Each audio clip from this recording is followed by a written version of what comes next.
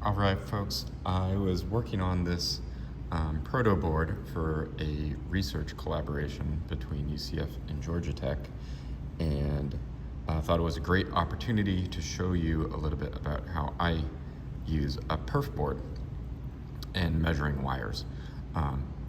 So it'll be a real simple demo, but I wanted to show you an actual application of some of the stuff that we're doing here. So this is a little board to hold these components like this.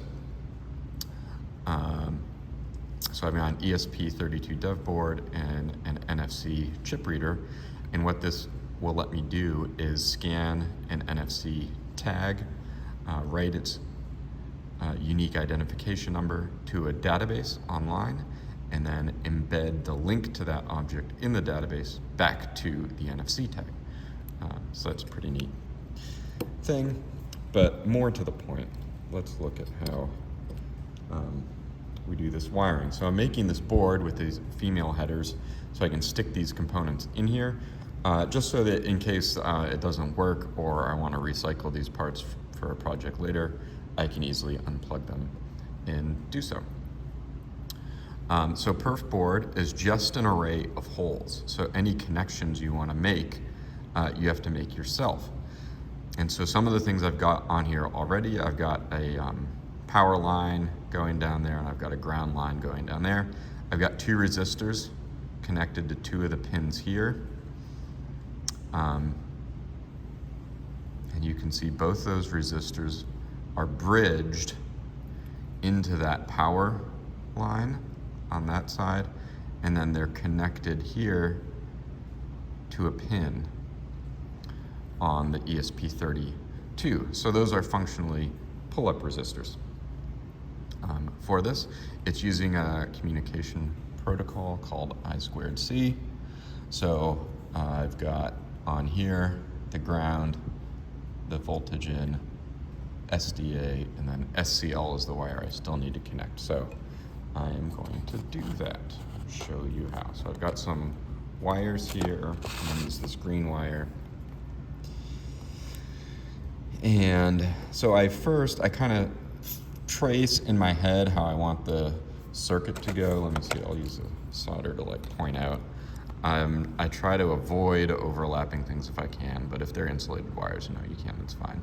So I'm gonna go from here over, down, and then my goal is to get to this pin there. So I'm gonna make it just a little S-curve wire.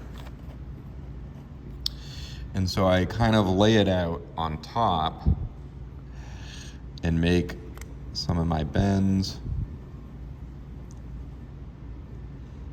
like that to get it like roughly the shape and size that I want. And I give myself a little extra. And snip that off, put the wire away. And then I'm gonna use the wire cutters to give me a clean end. If we look at our wire, it'll usually say somewhere on the spool or the box what gauge it is. This is 22 gauge wire. And if we look at the wire stripper, it's got 22 and 20 gauge there. So the smallest hole on here is going to be my stripper for that wire. These also have a cutter here, so I can also use that to cut the wire. So then I carefully put the wire in that hole and close, and then give myself sticking out the other side, like however much I think I need to get through the PCB board, right? So that's like a 1/16 of an inch. And then I want to make this little fold over bridge to the female header pin. So that's like maybe another 1/8, so like, I don't know, 3/16, close to 1/4 of an inch. You can always trim it later, so it's better to have more than too little. And then so you close, and then you just grip the handle and pull. And sometimes it can be a little tricky, but just keep at it. Okay, so now I've got one end. I'm gonna use the crimpy end, or the plier end here, to grab that wire and fold it over real nice at a 90-degree. So I can stick that in my board, okay? So I need to make that bend a little tighter. And I don't, like, do I need these to be like perfectly aligned wires?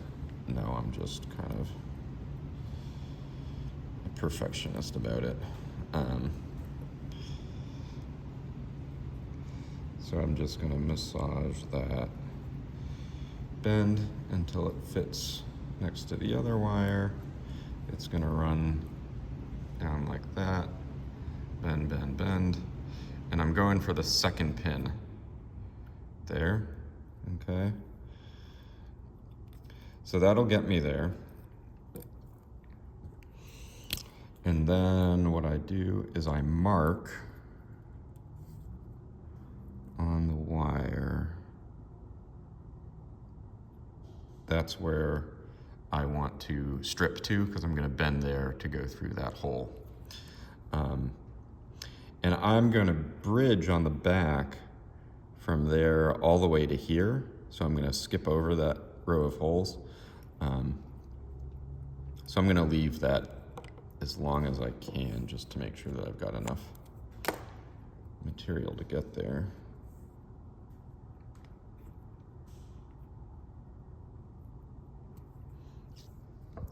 The more you try to strip off at once, the harder it is, because you're removing more of the insulation. But as you can see, still possible. And I'm gonna make another 90-degree bend here, making sure that I'm going the same direction as my other one, so both those are facing down. Then I can try my fit.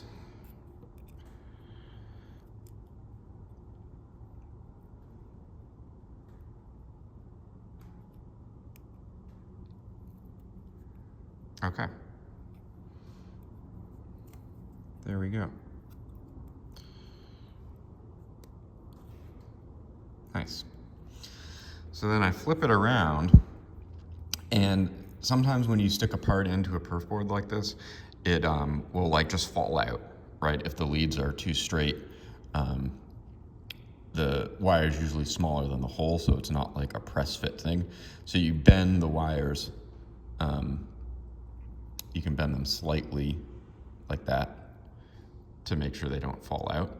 But since I'm using these wires to jump across the perf board, I'm just gonna bend them like that. So if I look over here, okay, here's one end of my wire, and I wanna go to this pin there. You can see I've got my other three connected, so I just fold that over. And as long as it's touching that pad, I'm good. Then over here, I'm gonna jump this one to this set. This is my pin and my resistor going to the pull up. So I'm gonna bend that over. Now, I wanna be careful when I'm doing this, because I don't want to inadvertently jump things that shouldn't be connected. So this hole that it's crossing, that's fine because nothing's connected to it, right? That doesn't matter, and there's nothing on this side that's gonna interfere with that. But this hole next to this pad, that's another pin on my microprocessor. I definitely don't want to accidentally bridge the two of those, because then I'll get probably some funny readings or something. So I just want to make sure that this one stays over there. And then I'm gonna solder these together with the soldering iron. While I'm waiting for my iron to heat up, I'm gonna grab a multimeter.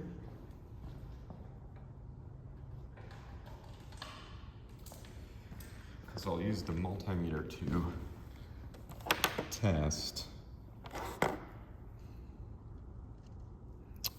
I've done this correctly at the end. Okay, so soldering iron is up to 350 degrees. I've got my solder. So I'm going to start by soldering the wire staple down. So that's here and here.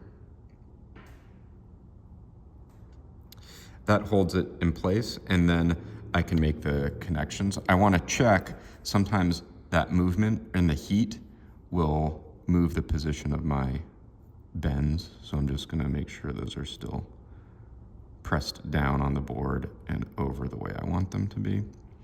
Although be careful because they might be hot from the soldering operation.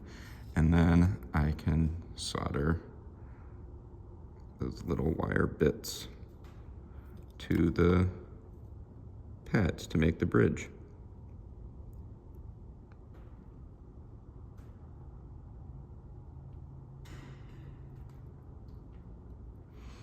Like that. It's usually a bit trickier than just soldering a pin through a hole, but not much really. And then this one, I'm gonna have to figure out what the best angle, because I want to get the tip of the iron on both the wire and the pin, so it'll heat both of those. There we go. Okay.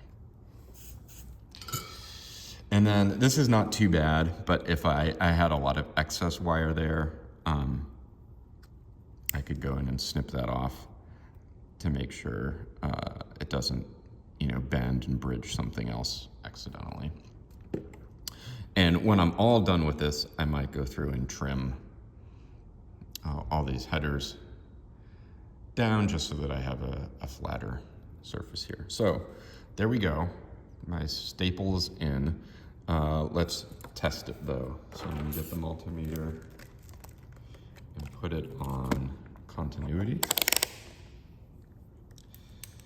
So I just want to check, that my soldering job worked. So I'm gonna check from, what was that? So that was from this pin connection here.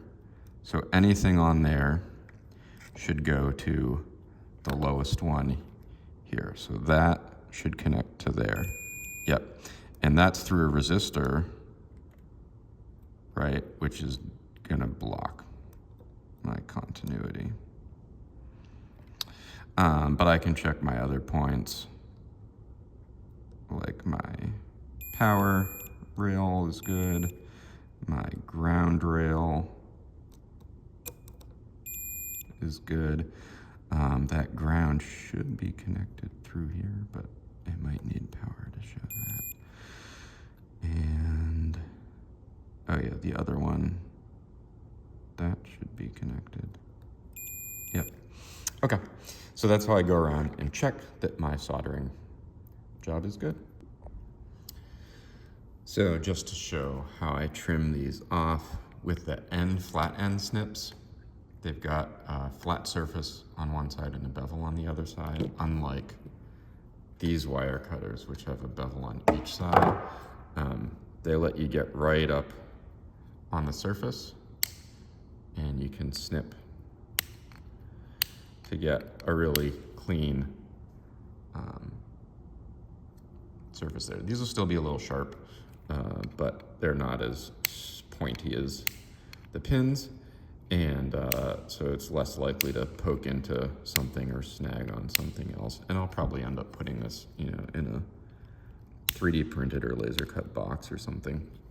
The other thing I'll do once this is all done is I'll take it over to the spray booth and hit it with some clear coat. And that just protects the electronics from oxidizing. So on the underside, I don't want these exposed wires to rust. Well, they won't rust because they're not steel, but they will oxidize, which can affect the conductivity. So a little clear coat spray paint will protect them from doing that. When you're snipping these off, you do want to be mindful because the little metal bits will go flying. So it's a good idea to wear eye protection when you're doing this, so you don't get these things in your eye. Also, like, if there's anyone else working next to you, let them know that you're doing this so that you don't get stuff in their eye either.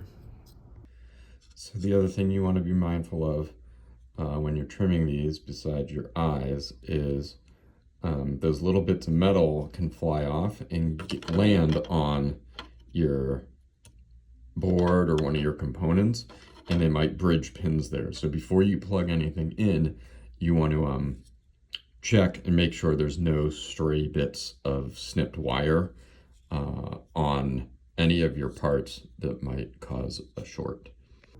And there you go. So making a little prototype board like this to hold your components is really not as hard as it looks.